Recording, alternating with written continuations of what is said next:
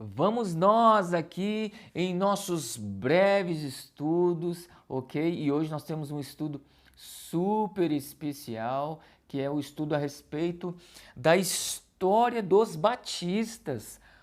O que comiam, onde viviam, onde se escondiam, né? Então nós vamos aqui caminhar um pouquinho numa breve história dos batistas. A história que nós vamos contar aqui, inclusive, é sucinta, bem rasa mesmo, nós não vamos nos aprofundar muito, ok? Mas nós vamos então caminhar nesse assunto importantíssimo, inclusive da nossa história. Eu falo nossa porque eu sou um pastor batista, né? Então é bom a gente conhecer as nossas origens. Então é muito importante você aí saber de onde vieram os batistas. E nós sabemos que houve pelo menos três teorias, né, de onde possivelmente poderiam ter vindo os batistas. Nós vamos ver um pouquinho dessas teorias aí. Em especial, nós vamos caminhar por aquela que nós julgamos ser a mais coerente, a mais correta,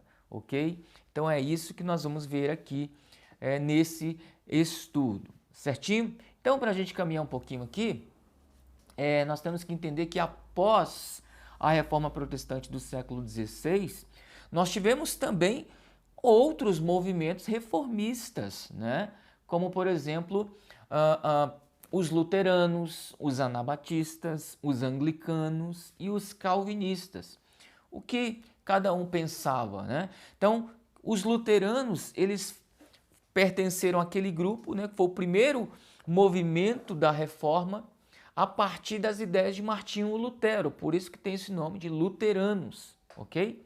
Os anabatistas, eles pertenciam àquela ala radical da reforma, eles não eram uma igreja, né? Mas eles tinham sim alguns ideais religiosos. Por exemplo, eles defendiam o rebatismo. Só que, diferentemente dos reformados, anglicanos e luteranos, os anabatistas, eles batizavam, pregavam o batismo apenas de adultos professos, ok? Os anglicanos, eles pertenciam à igreja inglesa. Então, as tradições dos anglicanos eram baseadas nas tradições inglesas, com uma mistura de catolicismo romano com o calvinismo, ok? E os calvinistas, também chamada de tradição reformada ou de fé reformada, foi um movimento iniciado pelo João Calvino lá na Suíça e é talvez a mais bíblica das tradições citadas. E muitos batistas, inclusive, são calvinistas, né? Além, é claro, de todas as igrejas presbiterianas adotarem suas confissões de fé, inclusive as confissões de fé, por exemplo, de Westminster, são todas calvinistas, ok? E nós precisamos compreender que a história dos batistas é muito, mas é muito rica, né? E tudo começou num ambiente marcado por várias correntes teológicas. E o objetivo ali, mesmo havendo várias correntes teológicas, luterana, anabatista, calvinista, anglicana, cada cristão ali, os puritanos também, cada cristão desses aí, que pertencia a essas alas, né, da reforma, eles buscavam de alguma forma como agradar a Deus, né? Então, nisso surgiram muitos grupos religiosos dentro do protestantismo, ok? É claro que há alguns mais bíblicos, outros mais radicais e alguns até mesmo hereges e aproveitadores. Mas cada grupo ali, ele desenvolvia a sua própria teologia e os seus credos, bem como suas confissões de fé, de acordo com aquilo que eles imaginavam, de acordo com as suas cosmovisões que eles tinham, baseado também nas escrituras. É claro que algumas se aproveitaram desse movimento reformista, né, do século XVI, mas outras se, é claro, avançaram bíblica, corretamente, forma saudável, e eles se desenvolveram e estão aí até hoje, ok? Então, por conta disso, fica muito difícil dizer especificamente de onde vieram os batistas, dado a quantidade de movimentos reformistas que surgiram, ok?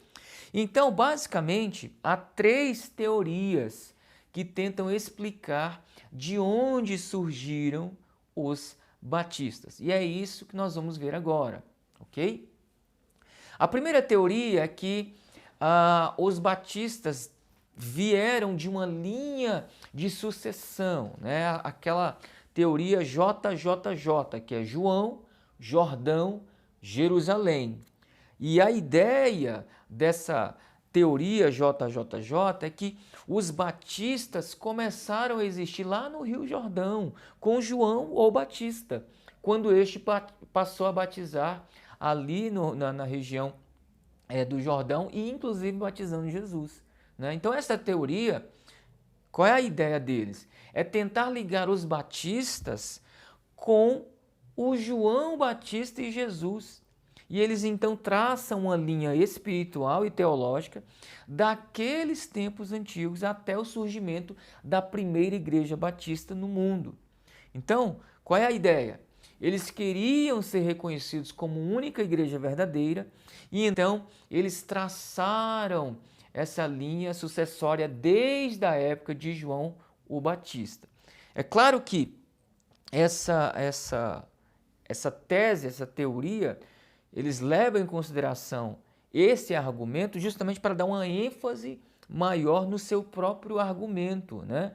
E numa tentativa, é claro, de cravar de fato de onde que vieram os batistas. Então até essa mesma ideia de dizer que os batistas seriam a verdadeira igreja, então por isso que esse argumento tão forte, né, tão fantasioso, né, dizendo que os batistas teriam vindo lá de João Batista, numa linha sucessória e tudo mais.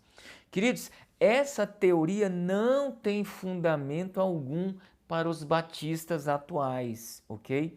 Então fez-se menção disso no passado, fez-se importância disso aí, mas depois caiu por terra, porque não tem condições de ter base alguma essa teoria, ok? Uma segunda hipótese, muito difundida também, é que os batistas teriam vindo dos anabatistas. E diferentemente do ângulo JJJ, os anabatistas, eles encaram que os batistas vieram pelo ângulo puramente espiritual. Então os batistas teriam descendido dos anabatistas, como os anabatistas alemães, holandeses, suíços e algumas seitas da Europa. Então, essa sucessão não seria histórica, como julga ser a outra teoria JJJ. Mas os anabatistas julgam que essa sucessão é apenas espiritual, né? Porém, os anabatistas, mesmo tendo algo em comum com os batistas atuais, por exemplo, eles rejeitam o batismo, quando eu coloco de criança, mas de recém-nascidos, né? E eles também defendiam a separação igreja-estado, como os batistas atuais. Mas, qual era a dificuldade deles? E qual a dificuldade que nós julgamos que eles têm até hoje?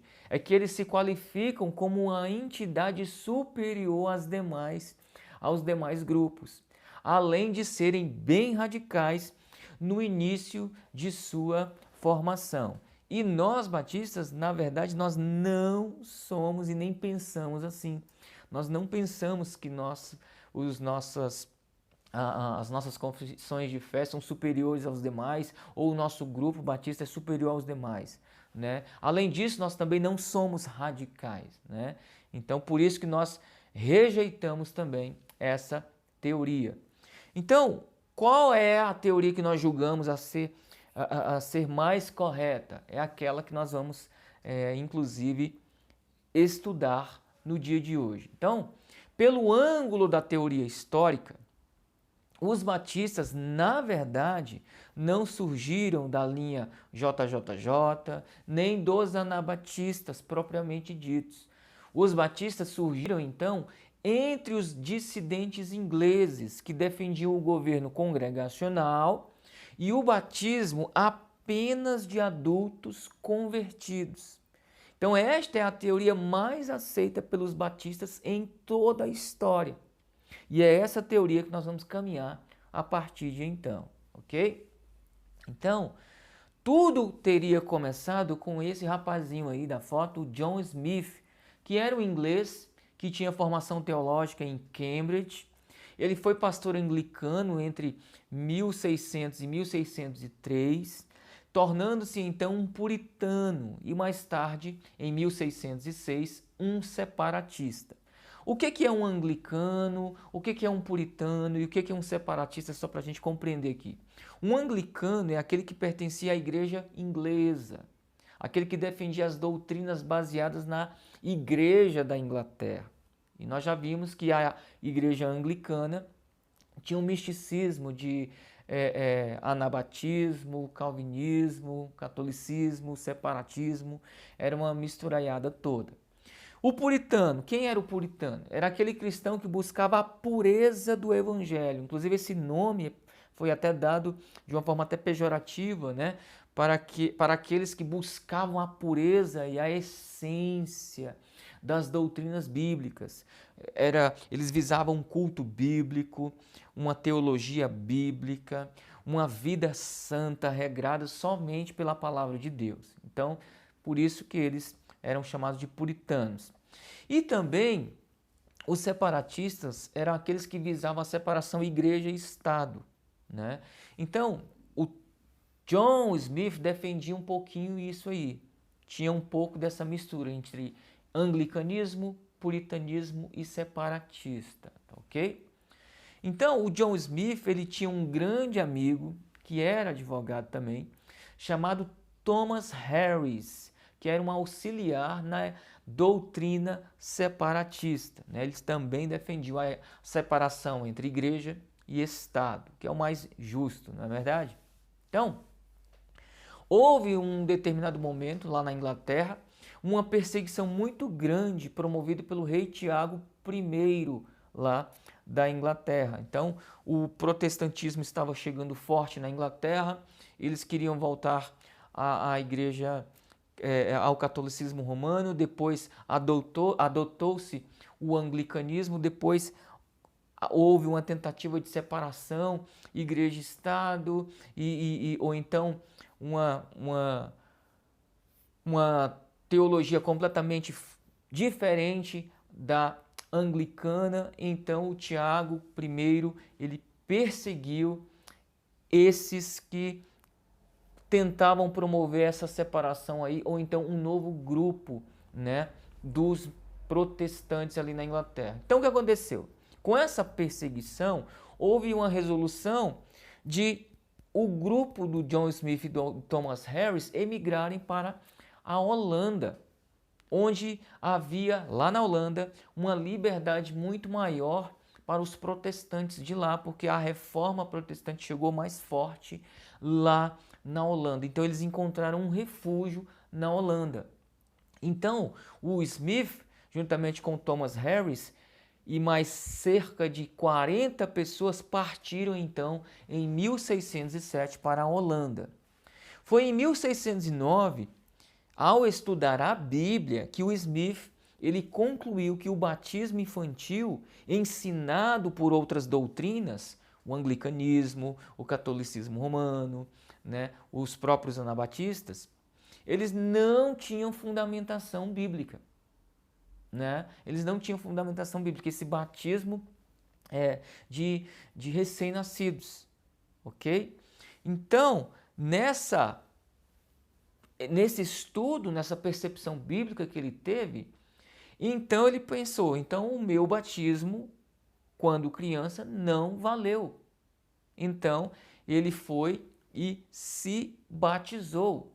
Ele fez o seu próprio batismo. Ele também batizou o Harris e também eles batizaram os outros crentes deste grupo que foram com eles para a Holanda. Então, a princípio, esse primeiro batismo não era por imersão.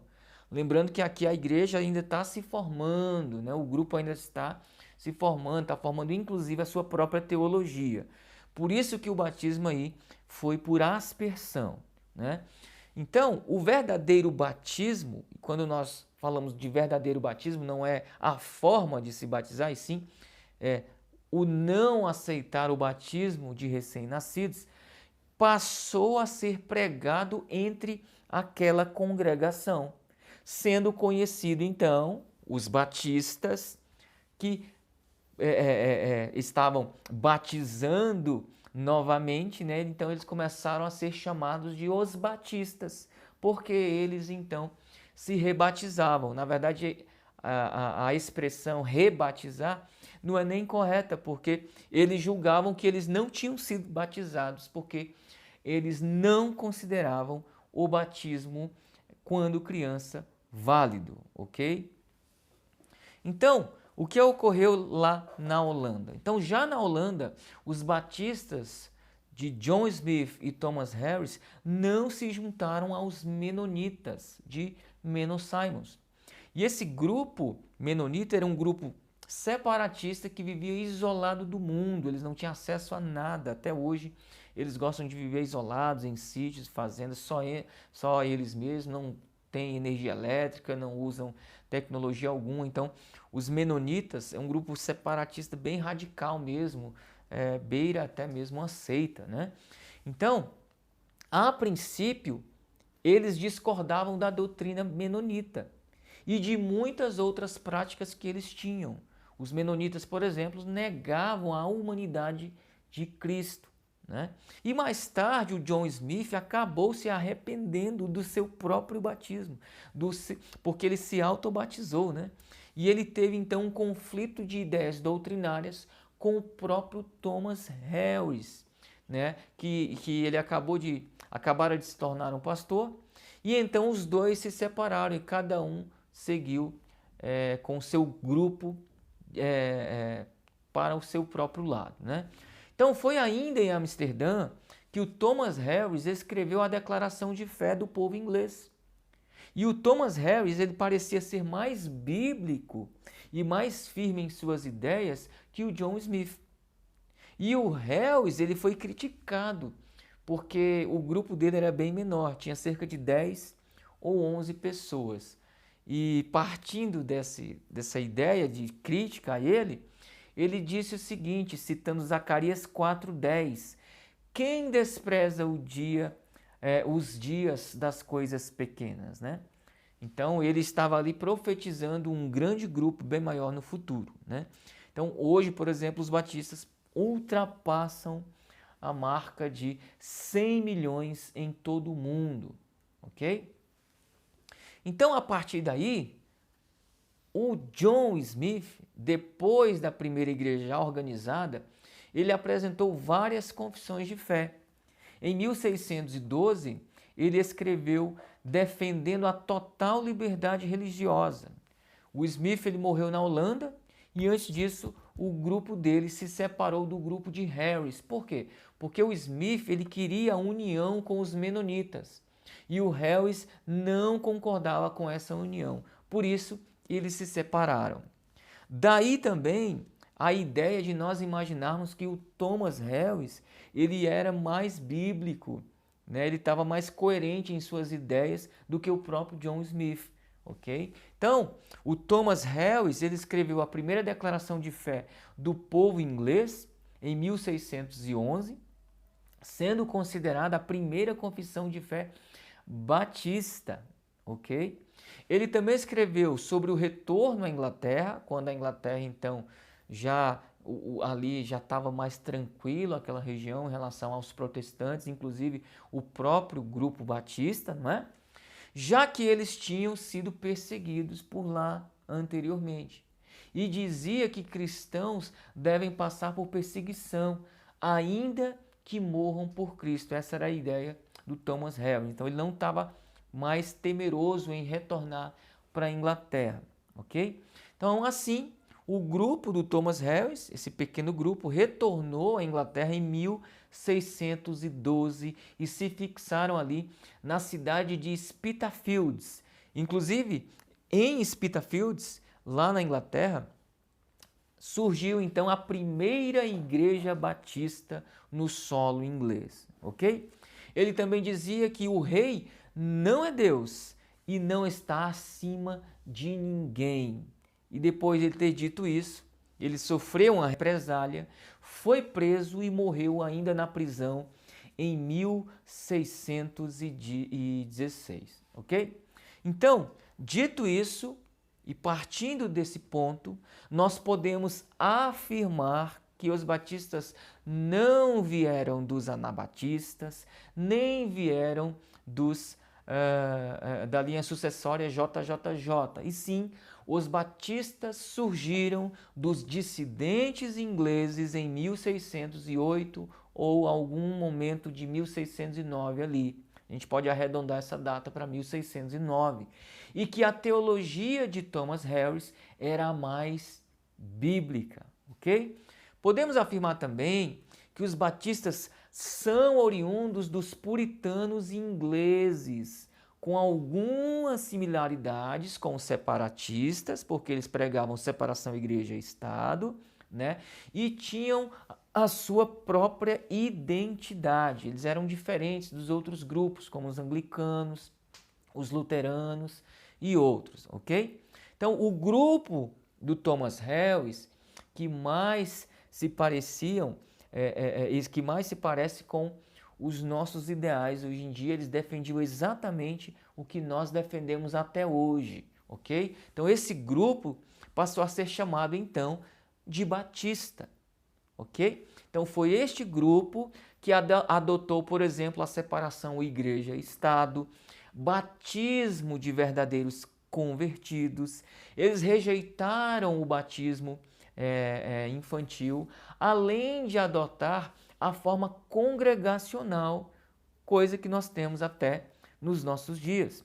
Nós adotamos também, naquela época, a princípio, uma teologia arminiana, né, do teólogo holandês Jacobus Arminius, que acreditava no livre-arbítrio e que o cristão poderia cair da graça, etc. Lembrando que essa teologia ainda está sendo formatada, isso é bem no início da Igreja Batista, ok? Então, hoje nem todos os batistas são arminianos, por exemplo, né? Então, o grupo do Harris, ele estava determinado a defender os costumes bíblicos e defender a causa de Cristo. Então, surgiu a partir daí outros movimentos batistas, como por exemplo, em 1616, ainda na Inglaterra, surgiu um grupo e uma igreja nos moldes anglicanos, chamado de Igreja de Jacó. Por quê? Porque o nome do primeiro pastor foi o pastor Henrique Jacó.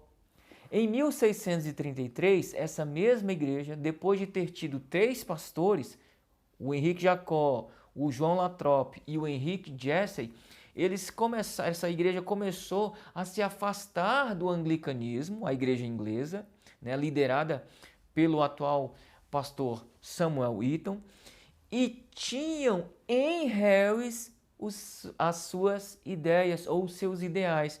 Então essa igreja aí percebeu que as ideias do Thomas Harris lá atrás eram mais bíblicas do que as ideias do Henrique Jacó.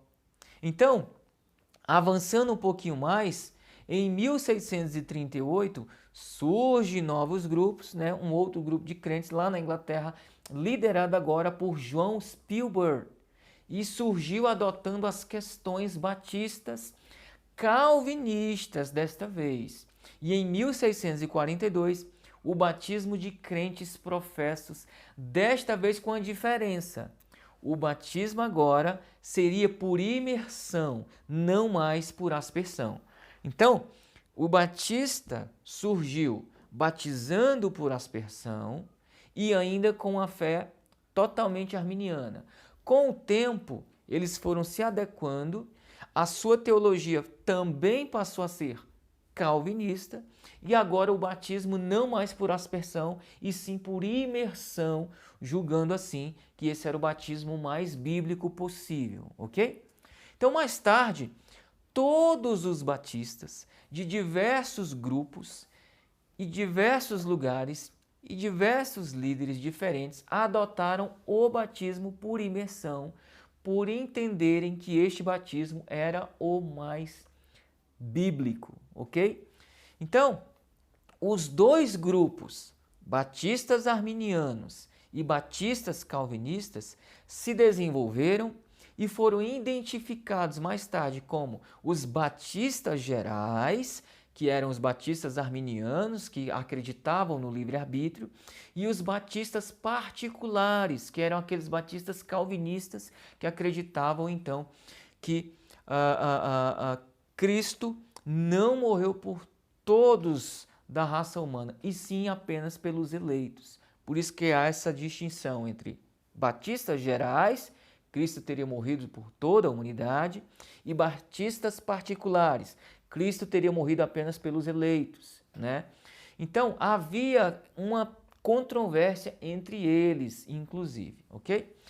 Porém, queridos, isso nunca foi motivo para separar o povo de Deus. Por quê? Porque mesmo tendo algum ponto de vista diferente em suas teologias, os pontos cruciais que nos unem não poderiam continuar sendo debatido para uma separação, por exemplo. Então, mesmo tendo teologias divergentes, há pontos no Evangelho que nos unem em Cristo Jesus. E então os batistas compreenderam que essa briga entre arminianos e calvinistas não convinha dentro do grupo batista. Então eles cresceram muito pela Inglaterra e até mesmo em outros lugares. E foi então que eles se uniram de uma vez por todas em 1891 com a União Batista da Grã-Bretanha e Irlanda. Então agora, tanto batistas gerais quanto batistas particulares, ou em outras palavras, batistas arminianos e batistas calvinistas, agora tinham tudo em comum e eles poderiam congregar, inclusive, na mesma igreja. Então essa unidade em Cristo Jesus e a pregação do Evangelho estava acima de tudo, certinho? Então, os nossos valores e princípios adotados historicamente foram basicamente o seguinte: além dos princípios batistas mencionados, como o batismo por imersão de crentes professos, separação entre igreja e Estado, liberdade religiosa e outros princípios reformados, tivemos também outros princípios que são levados muito a sério por nós e até hoje defendidos com muita veemência pelos batistas, como por exemplo as escrituras sagradas como sendo a nossa única regra de fé e prática, a justificação sendo ela somente pela fé, o sacerdócio de cada crente, uma congregação local e autônoma e também o trabalho cooperativo, além, é claro, de outros princípios, tá bom? Então, como é que se deu o crescimento batista no mundo e em especial no Brasil? Lá já em 1644, já haviam 47 igrejas batistas organizadas na Inglaterra. E mesmo crescendo e se desenvolvendo em um período muito conturbado politicamente e teologicamente, foi também neste período que surgiram as primeiras associações batistas. E quase sempre elas acompanhavam novas confissões de fé para melhor servir o Senhor e de maneira unificada, combatendo inclusive algumas heresias de outros grupos e seitas, mesmo que essas seitas, mesmo que esses grupos se denominavam protestantes. Então, se há algo interessantíssimo dentre os batistas é que nós não aceitamos heresias em nosso meio, nós combatemos de forma bíblica e coerente heresias e nós não adotamos alguns princípios que não tenham coerência com as Escrituras, certinho? E no Brasil, como é que veio o crescimento dos batistas no Brasil? Então, nós temos aí uma linha do tempo, né? Em 1871, a primeira igreja batista foi organizada aqui no Brasil, lá em Santa Bárbara do Oeste, em São Paulo. Inclusive, essa igreja até hoje existe, você pode inclusive visitá-la. Em 1880 surge a primeira ordenação pastoral do ex-padre Antônio Teixeira de Albuquerque. Ele era um padre e se converteu e então ele se tornou pastor, né? Em 1889 já existiam 8 igrejas batistas e 312 membros. Em 1891, criação do cantor cristão e Salomão Ginsburg é ordenado pastor. Em 1894 é organizada a primeira Associação Batista do Brasil. Em 1895 já existiam 16 igrejas, cerca de 784 membros. Em 1896 é organizada a primeira igreja batista da região amazônica, atual PIB do Pará, que fica lá em Belém. Em 1900 já existiam 35 igrejas e 1.932 membros. Em 1901 existe a fundação de O Jornal Batista, que até hoje está firme e forte. Em 1902 é fundado o Seminário Teológico Batista do Norte, que até hoje está firme e forte. Em 1906 já existiam 83 igrejas batistas organizadas e cerca de 4.276 membros. Em 1907 é organizada a Convenção Batista Brasileira, a nossa CBB. Em 1908 foi criado o Seminário Teológico Batista do Sul, que até hoje está firme e forte. Em 1910 já existiam cerca de 110 igrejas organizadas e 7.004 membros.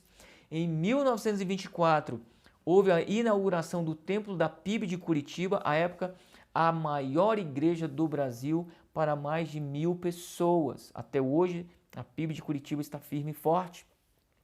Em 1925 já existiam 324 igrejas no Brasil, cerca de 27.000 membros. Em 1928, a inauguração do Templo da PIB do Rio de Janeiro. Em 1935 já existiam 539 igrejas e cerca de 44.000 membros. E aí nós temos alguns nomes que escreveram a história dos batistas no Brasil, como por exemplo o missionário Salomão Ginsburg, o missionário Zachary Clay Taylor, o missionário Eurico Alfredo Nelson, o pastor Antônio Teixeira de Albuquerque, que era o ex-padre, né? O pastor Augusto Felipe Santiago, o missionário William Edwin Entzminger, o missionário Robert Pettigrew, o missionário William Buck Bugaby, o pastor Manuel Virgínio de Souza, o missionário David Luke Hamilton. E aí nós temos dois dos grandes pregadores, tanto do passado, apenas um exemplo aí do passado e do presente, o Charles Haddon Spurgeon e o Paul Washer. São pastores batistas que construíram aí ao longo do tempo suas ideias e eles até hoje influenciam o mundo, ok?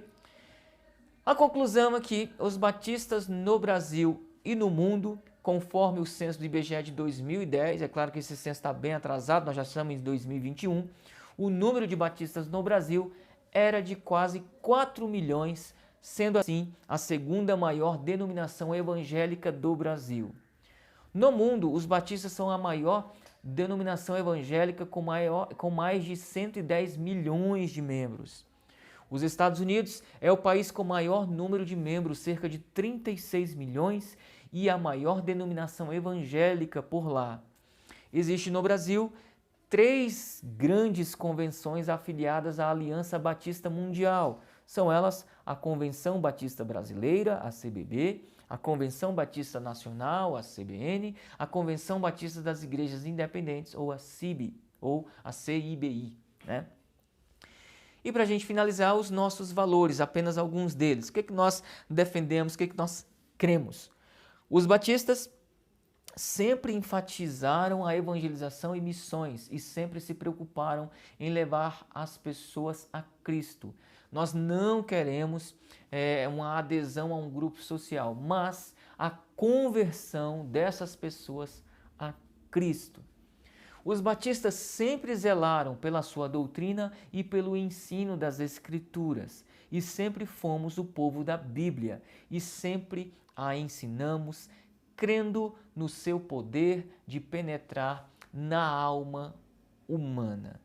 Porém, também, queridos, os batistas de hoje precisam se reencontrar com o seu passado, alguns batistas tendo sido seduzidos por alguns grupos de pouca expressão, e estes grupos, muitas vezes, de atitudes pouco recomendáveis, como por exemplo a teologia do sucesso, ou do coaching, ou da prosperidade, né, que apregoa como sinal de espiritualidade o sucesso acima de tudo, né, mesmo que de forma imoral. Nos leva a esquecer da fidelidade à Bíblia e da lealdade aos seus princípios. Nós batistas, então, não podemos cair nessa falácia, e sim sempre defendermos as Escrituras, os nossos princípios, os nossos valores, e dar sempre valor às nossas origens. Então, há uma questão muito grande aí que nós devemos resgatar, sim, o nosso passado a cada dia, queridos. Precisamos ficar de olho nisso, ok? Então, esse foi o nosso breve estudo sobre a história dos batistas. Fiquem com Deus, todos vocês. Até a próxima.